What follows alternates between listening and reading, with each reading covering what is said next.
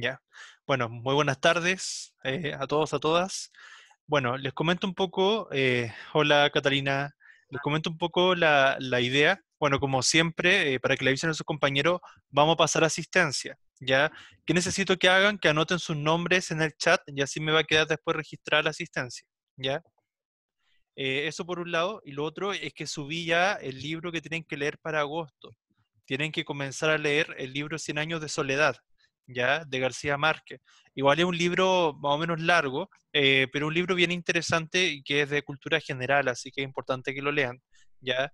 Les sugiero leer igual ciertas cantidades de páginas semanalmente, ya no lo dejen para última hora porque si no, no van a alcanzar, ¿ya?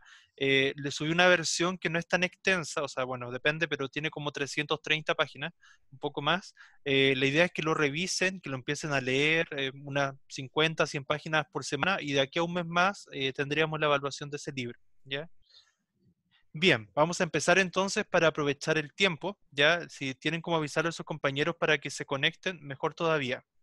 Bueno, el tema de la clase de hoy, ya pueden participar, también consultar, es el concepto de polifonía y mirada feminista en la narrativa contemporánea. Ya hay dos conceptos que son claves y que son bien interesantes. Por un lado, la polifonía que tiene que ver con esta variedad de voces, ¿cierto?, en la narrativa, y también cómo ya en la literatura del siglo pasado, del siglo XX, ya estaba emergiendo el concepto del feminismo literario, ¿ya? Ahí lo vamos a ir comentando. Bien, ¿cuál es el objetivo de hoy? Bueno, en esta clase, ¿cierto? Vamos a desarrollar la competencia para analizar, interpretar y comparar relatos, ¿cierto? De perspectivas múltiples, ya que son de esto de la polifonía narrativa que les hablaba, y poniendo especial atención, cierto énfasis en lo que es la polifonía y la mirada feminista a la literatura, sobre todo del siglo pasado. Entonces vamos a revisar a dos autoras, que es Virginia Woolf, ya que una autora que tiene interesantes novelas como La señora Dalloway, Las olas, Alfaro, Orlando, entre otras.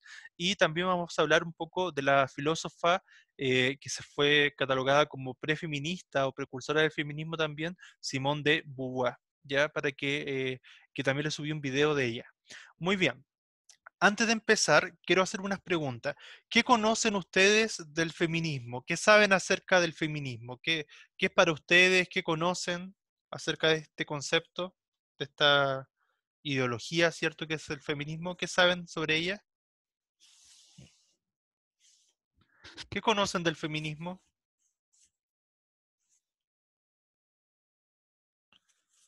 Bueno, las que manejen o los que manejen sobre el tema, igual la idea es que vayan participando. Bueno, hasta donde yo manejo, ¿cierto? El feminismo, no hay una sola manera de entender el feminismo, sino que actualmente hay varias corrientes, varias visiones sobre lo que es ser feminista, ¿ya? Y que abogan por distintos temas, como son, por ejemplo, la igualdad de derechos, ¿cierto? También, por ejemplo, el hecho de la diversidad sexual, la identidad sexual, ¿cierto? También el hecho de los valores, ideales individual y colectivo, ¿ya? Pero sobre todo por reivindicar un poco lo que ha sido la figura de la mujer en las distintas épocas, ¿cierto? Que sabemos que se suele hablar, ¿cierto? Esta idea del patriarcado, ¿cierto? Donde se suele decir que, claro, el hombre, y así efectivamente se da en la sociedad y en la literatura también se da, donde el hombre y los escritores, ¿cierto? Tenían los espacios de poder, mientras que las mujeres eran relegadas a labores más bien secundarias y domésticas, ¿ya?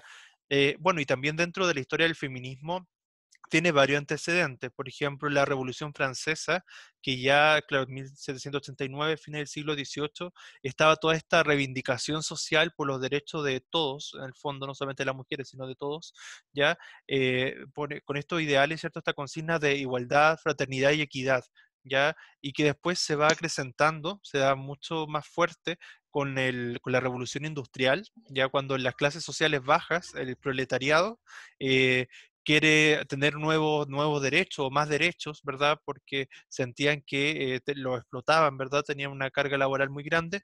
Entonces, claro, ahí también hay muchas revoluciones y sobre todo cuando ya llegan las guerras mundiales, cuando los hombres tienen que ir a la guerra y las mujeres tienen que solventar sus hogares, ¿cierto? Ahí ellas tienen que entrar a las fábricas.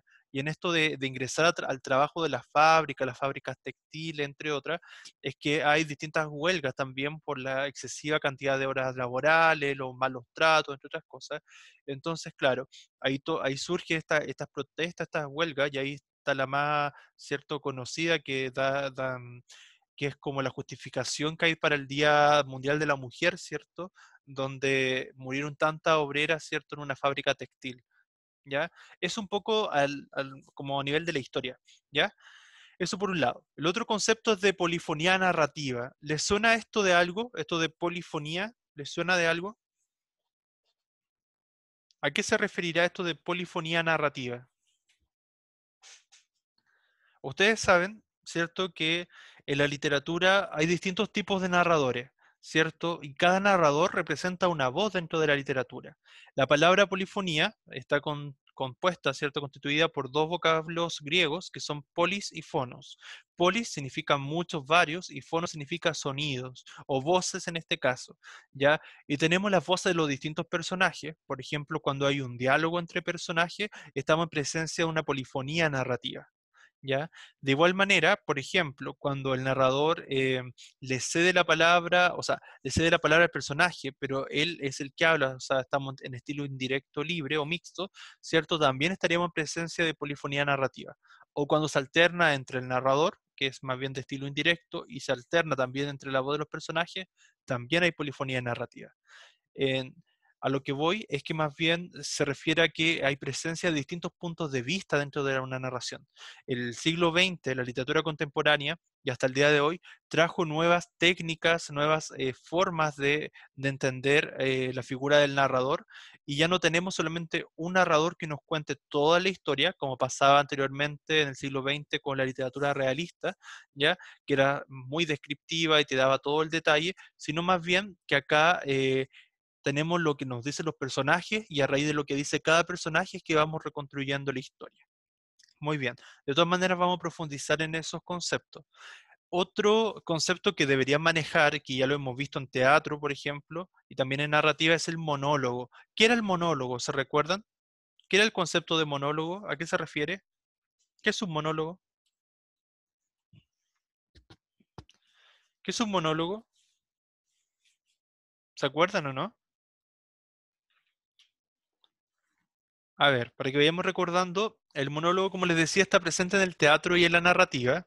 Ya, la palabra monólogo también viene del griego y mono significa uno y logos palabra. Entonces es una persona, un personaje en escena o dentro de la narrativa también que da un discurso, que toma la palabra, ¿ya? Y generalmente es para expresar sus ideas, sus pensamientos, generalmente de manera más ordenada, ¿ya? Un caso emblemático, ¿cierto? Es el monólogo de Hamlet, ¿cierto? Este de ser o no ser, ¿cierto? Donde toma la calavera, ¿verdad?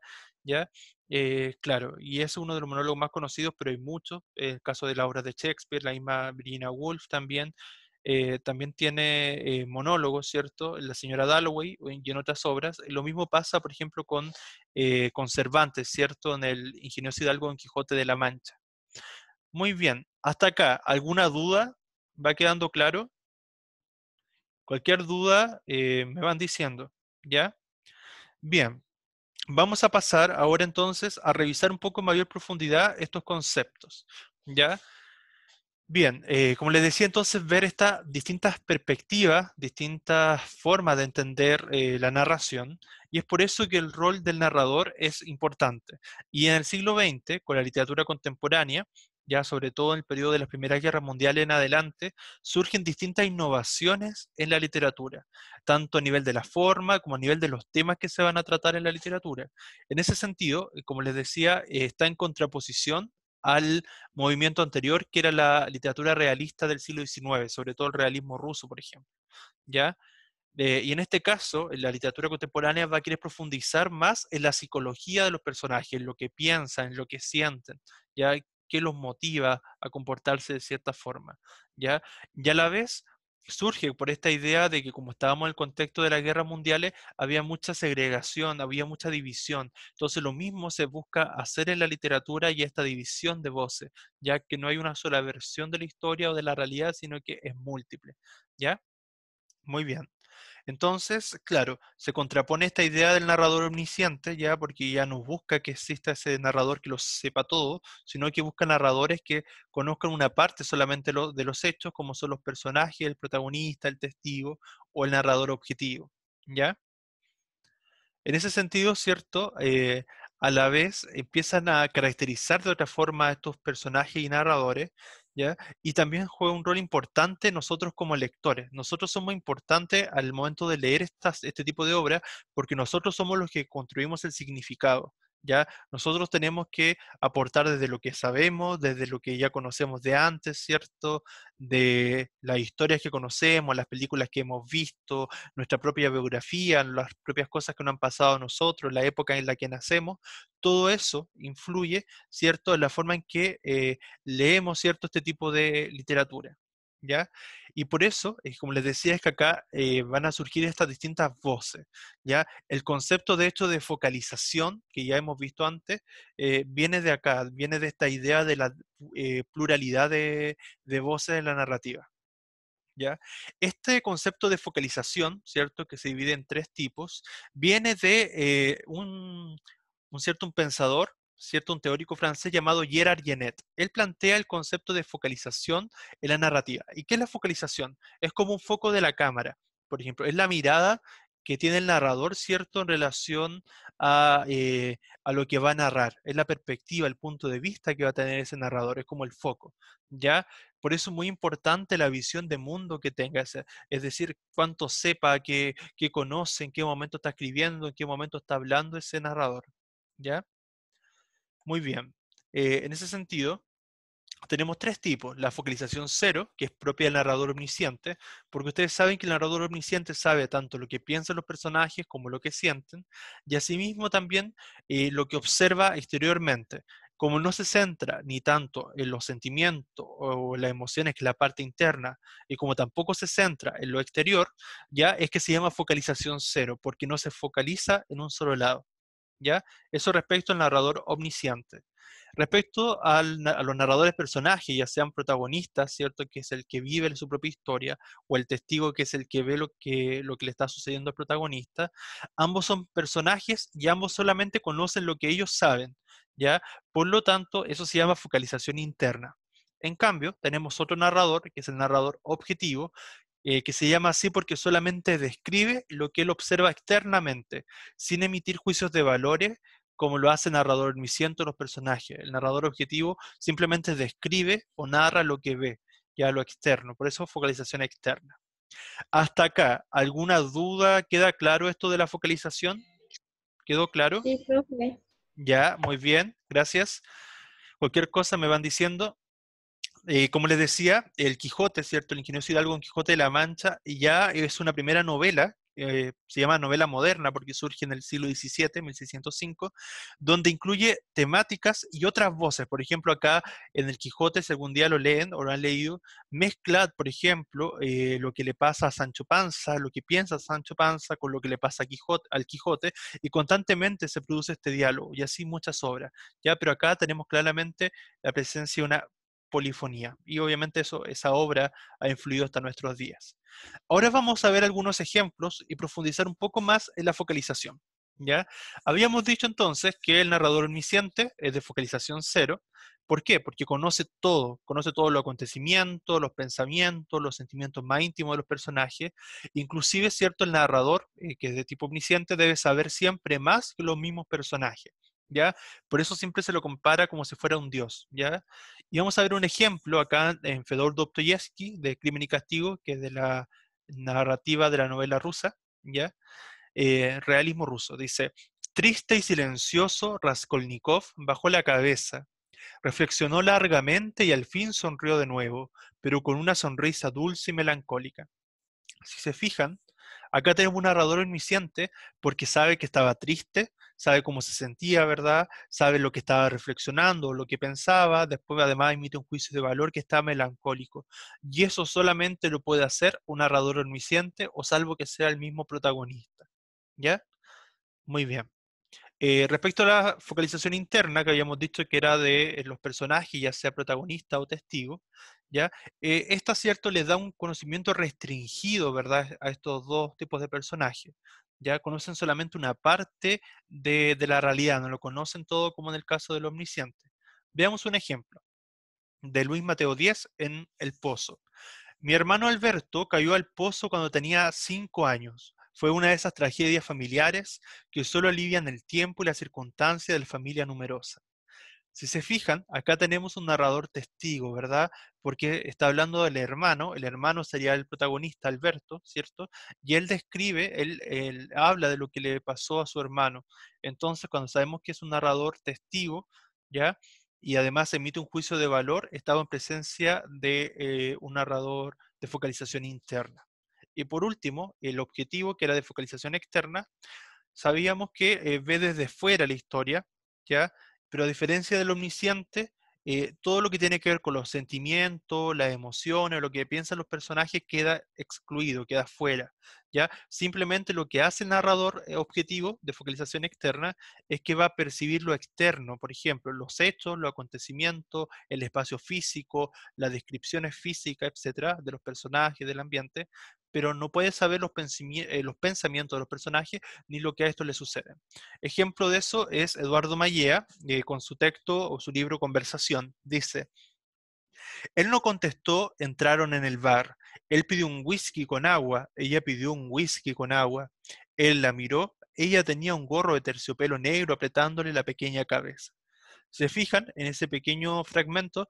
Eh, Hay una descripción solamente de lo externo, de lo que se puede observar. Entonces ahí es una focalización externa. ¿Ya? Cualquier duda me van diciendo. Por último, otro concepto que teníamos que ver, como les decía, era el de polifonía narrativa, que está muy relacionado con estos de la focalización.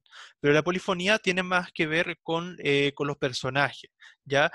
Lo que es focalización es más propio de los narradores, a pesar que a veces coinciden narradores y personajes, como pasa en el caso del protagonista o del testigo, pero la polifonía tiene que ver con la multiplicidad de voces, ¿ya? Como les decía, tiene que ver con esta fragmentación a causa de esta idea de que las guerras mundiales causaron una fragmentación también en el mundo, una división, ya rompieron la estructura que había en el mundo en ese momento. En ese sentido, por ejemplo, tenemos que la literatura contemporánea da a conocer ciertos distintos hechos de diferentes puntos de vista. ¿Ya? Y acá nos dan el ejemplo de Crimen y Castigo de Dostoyevsky, ¿cierto? Y este concepto es introducido por el pensador Mikhail Bakhtin, ¿ya? Él dice lo siguiente: la pluralidad de voces y conciencias independientes e inconfundibles, la auténtica polifonía de voces autónomas, viene a ser en efecto la característica principal de la novela de Dostoyevsky. Él se refiere, ejemplifica con ese narrador, porque en él ya se ve claramente que intenta dar un relato no solamente donde hable el narrador, ¿ya? Sino donde le da pie a los personajes. Y nosotros completamos la historia a través de lo que sabe el narrador, ¿ya? Y también de lo que van aportando los personajes. Entonces queda una historia mucho más llamativa, mucho más rica, mucho más variada, ¿ya? Eso es la polifonía. Ya tiene que ver con los diálogos entre los personajes, la mezcla entre el narrador y personaje, ya, pero en el fondo son varias voces dentro de una historia. ¿Hasta acá alguna duda? No, ¿No? Muy bien. Yo les pedí que vieran un video, espero que lo hayan visto, ya, de una filósofa que se llama Simone de Beauvoir. Ella era una filósofa francesa, ya, que reflexiona, ¿cierto?, en relación a la figura de la mujer, ya. ¿Qué es lo que dice? Ella reflexiona en relación a la figura, más bien a la condición femenina. ¿Qué es ser mujer?, se pregunta ella, ¿cierto? Ella entiende, porque tienen que pensar que estaban en el siglo pasado, donde la mujer no estaba tan empoderada como ahora. Por eso es muy interesante que vean el video que les dejé, que es una charla TED, ya, donde una actriz se hace pasar por Simone de Beauvoir, ¿cierto? La caracteriza, ya, y intenta reflejar su pensamiento. A quienes les guste conocer un poco más sobre el feminismo, Simone de Beauvoir fue una filósofa muy interesante que reflexionó sobre este movimiento. Y también sobre todo más que el movimiento en sí, sobre la figura de la mujer y el rol de la mujer, ¿ya? Ella también, por ejemplo, comparaba, decía, que para los escritores, porque la literatura lamentablemente siempre ha estado marcada sobre todo por el papel que los hombres han jugado en la literatura, o sea, si ustedes van viendo la literatura hacia atrás, si leen libros más antiguos, se van a dar cuenta que casi todos siempre nos recomiendan libros escritos por hombres, pero las mujeres también escribían libros, solamente que no eran tan reconocidos porque la sociedad era muy cerrada todavía, ¿cierto? A eso, ¿ya? Ella dice que para un escritor es fácil presentarse y decir que soy un escritor. En cambio, una escritora tiene que decir que es un escritor y además es mujer. O sea, le toca ese doble papel de mostrar su identidad. O sea, constantemente dice, tiene que definir qué es la femineidad. Y claro, la sociedad define qué es lo femenino, la femineidad, a través de que la sociedad se divide en dos grandes, claro, en los dos grandes géneros, ¿cierto? El, que hay un cierto porcentaje de hombres en la población y otro porcentaje de mujeres, pero ella dice que eso es encapsular todo a un molde, ya que la mujer también necesita cierto espacio, así como vamos a ver con Virginia Woolf, donde ella también pueda expresarse, pueda acceder a estos espacios de poder, ¿ya? En ese sentido, la literatura y la sociedad anteriormente definían al hombre como un todo. Entonces, si el hombre era todo, la mujer era lo otro. Entonces, es muy típico dentro del pensamiento de Simone de Beauvoir que la mujer es el otro, ese otro que fue postergado, ¿ya? Y se define entonces en reciprocidad al hombre, ¿ya? Y lo peor de todo, sobre todo anteriormente, era que muchos grupos de marginados sociales, como las minorías sexuales, como los grupos étnicos, e igualmente la mujer, ¿ya? Eh, Claro, los otros grupos en general tenían esta idea de grupo, de cohesión grupal, de sentir compañerismo grupal o perteneciente a un grupo. En cambio, la mujer, ¿qué pasaba? Que en realidad la mujer era muy distinta en la realidad de la mujer burguesa, de la mujer aristocrática, de la mujer de clase alta, a las mujeres de clase más baja, ¿ya? Por eso la realidad de las mujeres de clase alta era más bien parecida a la de los hombres de clase alta y la de las mujeres de clase baja a la de los hombres de clase baja. Entonces decía que ella que no estaba esta idea de compartir una idea común, un punto de vista común, ¿ya? Así que los invito a ver ese video sobre que le dejé en Classroom sobre Simone de Beauvoir. Bueno, y para ir finalizando, voy a comentar un poco, porque lo vamos a revisar la próxima semana, vamos a trabajar un texto de Virginia Woolf. ¿Qué caracterizó a esta autora? ¿Ya? Ella fue una revolucionaria en su tiempo. Ella nació en 1882, pero falleció, bueno, se suicidó en realidad en 1941. Ella era una escritora británica que estuvo dentro de los grandes escritores como Jane Joyce, Thomas Mann, Franz Kafka, que ustedes deberían conocer La Metamorfosis al menos, ya también tiene el libro El Proceso, entre otros, que son autores que vinieron a cambiar la literatura del siglo pasado. ¿Ya? Ella hace renovaciones de lo que fue la novela moderna y ya hasta podemos hablar de literatura contemporánea. Por ejemplo, esto que veíamos al principio de la clase del monólogo interior, ella ya lo desarrollaba, ella de hecho es una de las precursoras del monólogo interior. ¿Por qué?